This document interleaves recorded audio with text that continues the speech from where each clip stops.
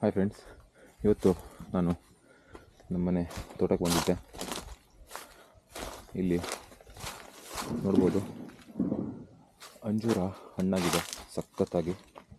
ನೋಡಿ ಎಷ್ಟು ಹಣ್ಣಾಗಿ ಬಿದ್ದಿವೆ ಅಂತ. ಇವಾಗ ಮಳೆ ಸೀಸನ್ ಇರೋದ್ರಿಂದ ತುಂಬ ಬೇಗ ಕೊಳ್ತೋಗತ್ತೆ ಹಣ್ಣು. ನೋಡೋಣ ಬನ್ನಿ, ಇವಾಗ ಒಂದು ಹಣ್ಣು ತಿನ್ನೋಣ. ಆರಾಮ್ಸೆ ನಮ್ಮ ತೋಟದಲ್ಲೇ ಕುತ್ಕೊಂಡು ತಿನ್ನೋಣ, ಇಲ್ಲಾದರೂ ಮರದ ಕೆಳಗಡೆ.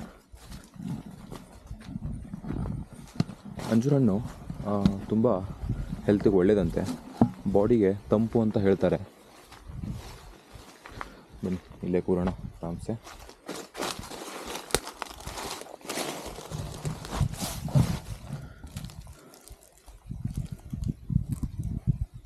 ಈ ಥರ ಸಿಪ್ಪೆ ತೆಕ್ಕೊಂಡು ತಿನ್ಬೋದು.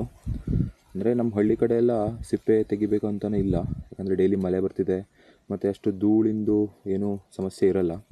ಆದ್ರೂ ಸಿಪ್ಪೆ ತೆಕ್ಕೊಂಡು ತಿಂದರೆ ಬೆಟರು. ಇದೆ, ನೋಡೋಣ, ಕ್ಲೀನ್ ಮಾಡೋಣ.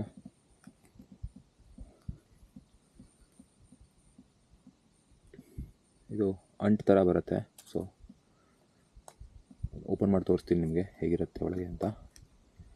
ಇದು ನೋಡಿ, ಈ ಥರ ಇರುತ್ತೆ ಒಳಗಡೆ. ಇನ್ನೂ ಸ್ವಲ್ಪ ರೆಡ್ ಆದರೆ ಟೇಸ್ಟ್ ಚೆನ್ನಾಗಿರುತ್ತೆ.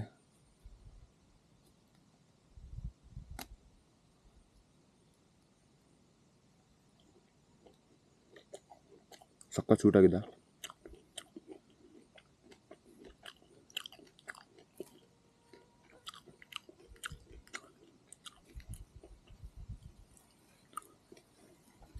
ನೋಡಿ ಈ ಥರ ಇರುತ್ತೆ.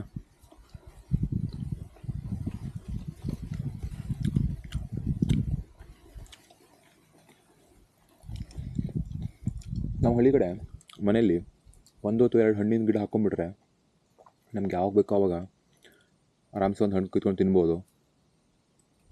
ಪೇಟೆಯಿಂದ ತೊಗೊಂಬರ್ಬೇಕಂತಲೇ ಇಲ್ಲ. ಡಿಫ್ರೆಂಟ್ ಒಂದು 4 ಹಣ್ಣಿನ ಗಿಡ ಮಾಡ್ಕೊಂಡ್ಬಿಟ್ರೆ 365 ಡೇಸು ಯಾವ್ದಾದ್ರು ಒಂದು ಹಣ್ಣಾದರೂ ಇದ್ದೇ ಇರುತ್ತೆ ಅಟ್ಲೀಸ್ಟು ತಿನ್ನೋಕ್ಕೆ.